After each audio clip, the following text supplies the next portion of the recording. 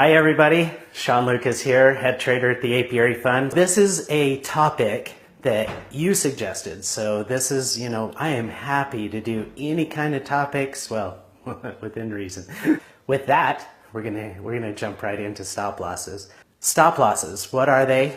Basically, whenever you have an investment, right, any kind of investment, it doesn't matter if it's currency, stocks, even a house, real estate, whatever it is, there's a point in which you always want to stop any kind of loss. It's really difficult for us to admit that we're losing. But the problem is that if you're in the financial world, especially in the stock market and especially in currencies or anything high volatility like that, then you have to have the moxie, the gumption, whatever it is. You have to be able to pull that trigger and say enough is enough, and I'm going to get out of this trade, or I'm going to get out of this investment.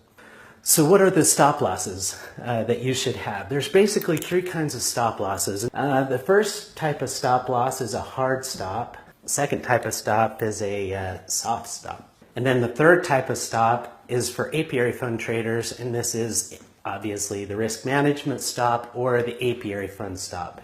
Okay, so these three different types of stops you'll manage them differently. The hard stop, this is a stop that you place when you place the trade. So you're getting everything set up, you've identified your trade, you automatically put into that trade structure the stop loss. It's a hard stop. Basically, it's the point at which you're saying, I'm not going past this. If this is going against me, if I'm wrong, I'm just not going to let this hurt me any more than that. Okay, so this is a manual, or it's not a manual, it's an automatic set stop that you enter into your trading platform.